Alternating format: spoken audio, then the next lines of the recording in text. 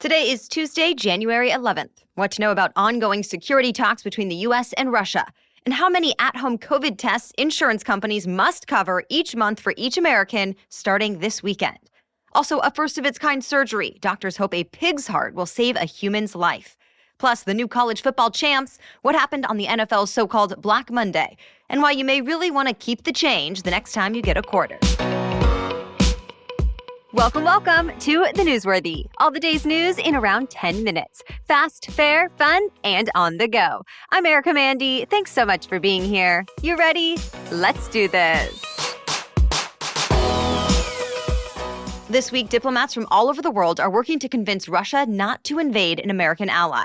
American and Russian officials kicked things off by talking for nearly 8 hours yesterday, but not much got accomplished in those talks since both sides reportedly stuck to their demands. On the American side, the U.S. wants Russia to prove it does not intend to invade Ukraine. Russian officials have denied having any big takeover plans, but U.S. officials are not convinced. So they're demanding Russia move its troops away from the Ukrainian border, among other things. Meanwhile, Russia's top demand is a guarantee that the NATO alliance will not expand any further east. But NATO continues to say it has an open-door policy, and leaders are calling that a non-starter for now. There will be 2 more high-profile talks on this topic later in the week. Still, top U.S. officials say they're not confident any of these meetings will end up with a breakthrough. In fact, they're concerned Russia may be using the talks as a reason to invade Ukraine once their demands are rejected. So there's a backup plan. The U.S. and European allies are preparing tough economic sanctions meant to deter Russia from invading Ukraine. To be continued. It turns out 2021 was one of the hottest years in American history. A new report from the government agency NOAA says it was the 4th hottest year in the United States. Only 2012, 2016, and 2017 were warmer. Last year, the warmth was fueled by a record hot summer. December also ranked as the warmest on record, dating back to 1895. Overall, every state in the continental U.S. recorded above-average temperatures. The U.S. also saw a series of severe weather events last year. NOAA says 2021 brought the second highest number of extreme disasters in history. Remember, Portland, Oregon dealt with an extreme heat wave with temperatures reaching 116 degrees. Also, wildfires swept across the West. Texas reported deadly ice storms. The Midwest saw tornadoes for the first time in December.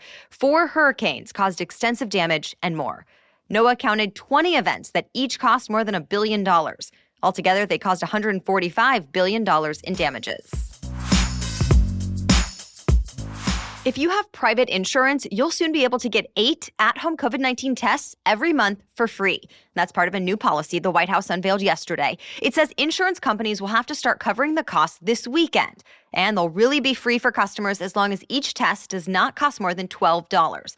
That means you won't even have to pay a deductible, co-insurance, or copayment. Some insurance companies are setting up deals with certain pharmacies so people will be able to get the test without paying upfront. With others, you'll likely have to pay for it, then submit a claim to get your money back. And we should note the new policy only applies to private insurance, so not Medicare. But Medicaid does already cover some at-home tests. This whole thing is on top of a new website that's expected to come out soon, where Americans will be able to request free at-home tests be mailed to them. Officials will send out 500 million of them with no upfront costs starting this month. The CDC has been sharing more info lately about how kids are holding up when it comes to COVID-19. More are ending up in the hospital now. Specifically, the CDC says these days an average of 830 children are getting admitted into hospitals with COVID-19 every day. And that is the highest rate since the start of the pandemic. But kids under 18 make up less than 5% of all new daily hospital admissions for COVID-19. So that's lower than any other age group still. Of course, school administrators are considering all of this as they decide whether to keep their campuses open or whether to enforce any new rules. The closure tracker Burbio reported more K-12 schools decided to stop in-person learning because of COVID-19 last week than any other week so far this school year. The number was impacted by the 3rd largest school district in the country, Chicago Public Schools. Students there have been out of class the last 4 days because of negotiations between city and school district leaders and the teachers union, all about health protocols. But they've now made a deal, and kids in Chicago are set to return to class tomorrow. Thousands of other schools have also reopened this week. More news is coming up, but first, let's take a quick break to thank our sponsor. If you follow us on Instagram, then you may already know my family got COVID the week after Christmas. It came from my son's childcare. Thankfully, we are all better now, but it caused me to deal with some extra worry and mom guilt. One thing that helped is the Mama Zen app. I've always enjoyed meditation, but had gotten out of the habit since having our baby and just feeling extra busy. So Mama Zen made it easy to get back into it. I just put in headphones, close my eyes, and listen. It uses science-based techniques to teach how to react with more love and patience and calm, and will even create a personalized program for you. I can tell a difference in how I feel right away after just a few minutes of listening. And I really want you to try Mama Zen and see for yourself how much better you can feel as a mom.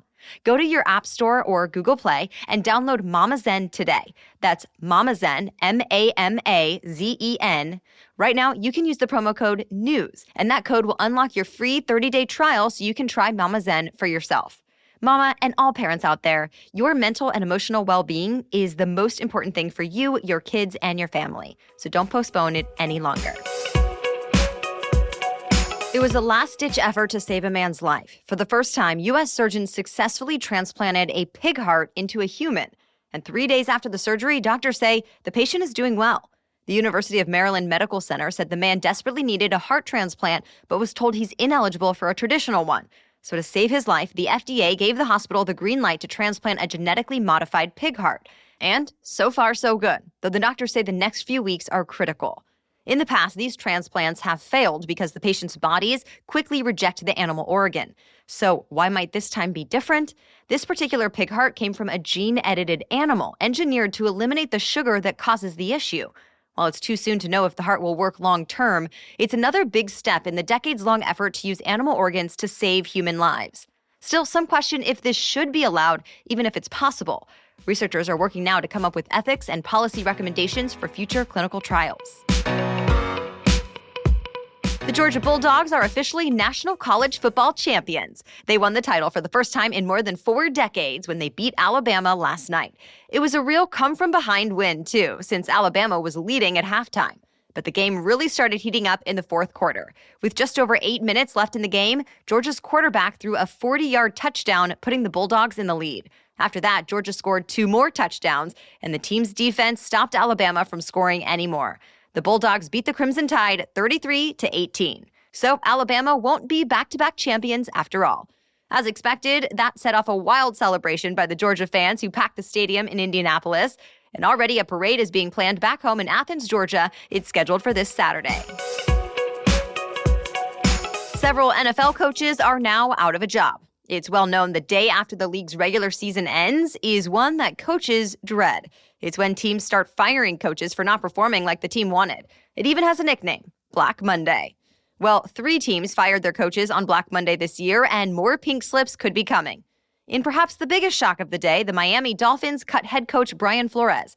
This was surprising because the Dolphins won 8 of their last 9 games. ESPN says Flores is now expected to be a top candidate somewhere else. Then there was the Minnesota Vikings. They fired head coach Mike Zimmer. He was the 3rd winningest coach in the Vikings' history, but the team had a record of 8-9 this season with no playoff appearance, so he got the boot along with the general manager. Also, the Chicago Bears fired head coach Matt Nagy. This was perhaps the least surprising move since Nagy was under fire for most of the season. Even though he was voted NFL Coach of the Year just 3 years ago, it seems this season's 6-11 record was enough for the Bears to pull the trigger. And both Nagy and his general manager were fired yesterday. Lastly, let's talk about the New York Giants. They went 4-13 this season, so a lot of fans agreed it was time to make some changes. Their general manager was let go, and the fate of the Giants' head coach, Joe Judge, is still up in the air. Bottom line, we can expect to see some new faces on the sidelines this fall. In a video game mega merger, the owner of Grand Theft Auto bought the owner of Farmville and Words with Friends in a $12.7 billion deal. We're talking about Take-Two and Zynga. Take-Two's chief executive says this is a chance for what the industry calls crossplay, among other things. Crossplay is where people can play the same games on a phone or video game console or a PC. So, for example, if you're on an Xbox but your friend is on a PC, you can still play the game together on your different devices.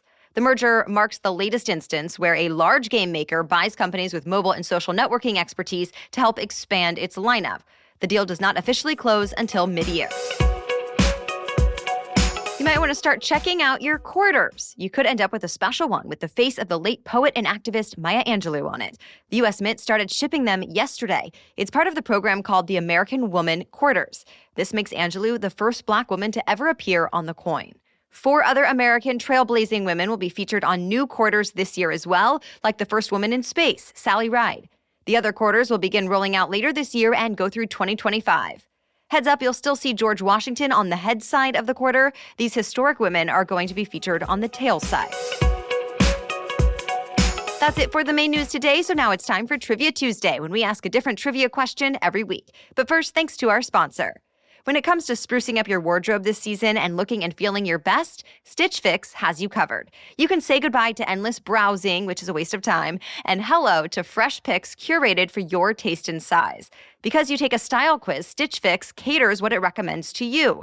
And with Stitch Fix Freestyle, you can discover and instantly buy items based on your style, no subscription required. I love getting the recommendations because there are options that fit what I'm already comfortable wearing, plus options that I still like but are perhaps something I would not pick out on my own. In fact, one of our producers told me she loves it because she's able to see examples of outfits, making it so much easier to pinpoint what kinds of clothes she would actually wear. And Stitch Fix has clothes for any occasion and free shipping and returns. So join us and get started today by filling out your style quiz at stitchfix.com/newsworthy. That's stitchfix.com/newsworthy to try Stitch Fix Freestyle. stitchfix.com/newsworthy. Okay, now back to Trivia Tuesday. Today's trivia question is, how many times was Martin Luther King Jr. arrested?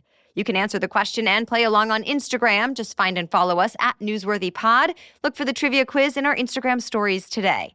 As for last week's trivia question, movie star Tom Cruise considered pursuing a career in what sport before being injured? The answer is wrestling. Yep, he excelled so much as a high school wrestler that he thought about going pro, but he hurt his knee in high school. And as he was recovering from the injury, he decided to audition for the school production of Guys and Dolls. And he got the role. After that, he decided he wanted to be an actor. Still, his wrestling training did not go to waste. From Tom Gunn to the Mission Impossible franchise, Cruise has become well known for doing his own stunts. He's a self-proclaimed adrenaline junkie and has done everything from scaling the world's largest building to hanging off the side of a plane mid-air. We can probably plan on seeing more of his action-packed stunts later this year. The highly anticipated remake of Top Gun comes to theaters in May, and the seventh Mission Impossible movie is slated for the fall.